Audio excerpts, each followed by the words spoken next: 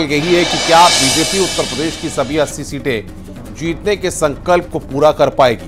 क्या उत्तर प्रदेश में कांग्रेस की 1984 वाले रिकॉर्ड तोड़ पाएगी? और इस पर विश्लेषकों को क्या कहना है? ये कठिन जरूर है लेकिन नामुमकिन कतई नहीं। वो कैसे, आपको हम समझाते हैं। सीएम योगी का युवाओं पर फोकस है। इसके लिए रोजगार के नए नए अवसर और उद्योग और निवेश को लगातार बढ़ावा दिया जा रहा है। बात माफियाओं पर नकेल की करें तो योगी के बुलडोजर एक्शन से माफियाओं में डर का माहौल है, तो वहीं थाने में अपराधी को सरेंडर कर रखे हैं। बात लाभार्थी वर्ग के साथ की करें तो जनता को योजनाओं का लाभ मिल रहा है। जो जाति से परे मजबूत वोट बैंक है। हिंदुत्व का नारा भी 24 के रण में हिट है। क्योंकि अयोध्या में राम मंदिर बनकर तैयार हो चुका है, तो वहीं ज्ञानवापी पर फैसले का इंतजार है। यानी सीएम योगी युवाओं के साथ ही हिंदुत्व वाले एजेंडे को भी आगे बढ़ा रहे हैं ताकि यूपी की 80 सीटों पर भगवा लहरा सके। और आइए इसी पर आपको एक रिपोर्ट दिखाते हैं। आपका पर्व और त्योहार आता था, वे कर्फ्यू लगा देते थे। हरगिज नहीं होने देंगे। अपने नौजवानों के भरोसे के साथ खिलवाड़ किसी को नहीं करने देंगे।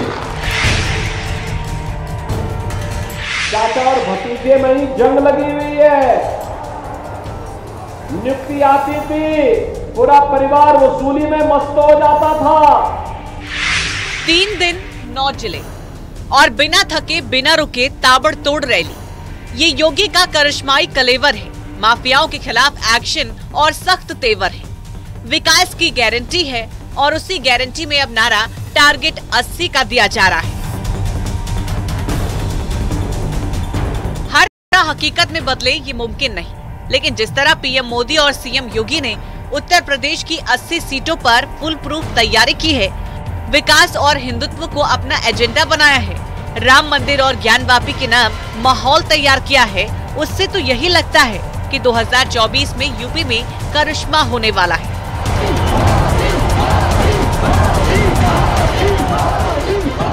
सवाल यह उठता है कि क्या भारतीय जनता पार्टी कांग्रेस के उस रिकॉर्ड को तोड़ पाएगी जो कांग्रेस ने वर्ष 1984 में बनाया था।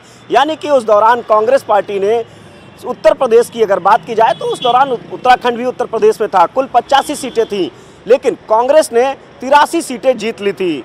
अब भारतीय जनता पार्टी भी कांग्रेस के उस करिश्मे को तोड़ना चाह रही है। उस रिकॉर्ड को तोड़कर एक नया रिकॉर्ड बनाने के लिए आगे बढ़ रही है।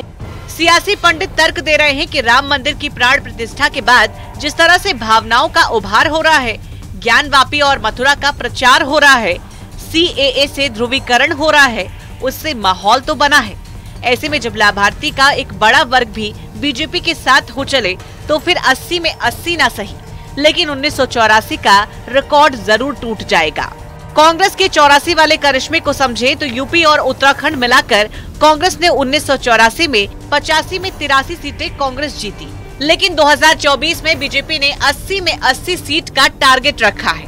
1984 में कांग्रेस ने देश में 518 में 415 सीटें जीती, तो 2024 में बीजेपी 543 में 400 पार का लक्ष्य रख चुकी है।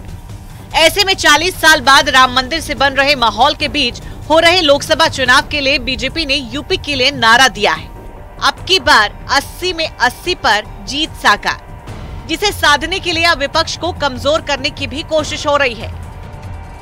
बीजेपी कांग्रेस की मजबूत सीटों की किलेबंदी कर रही है, एसपी की ताकत कम करने पर फोकस रख रही है। बसपा का एकला चलो का फैसला भी बीजेपी के लिए अहम है।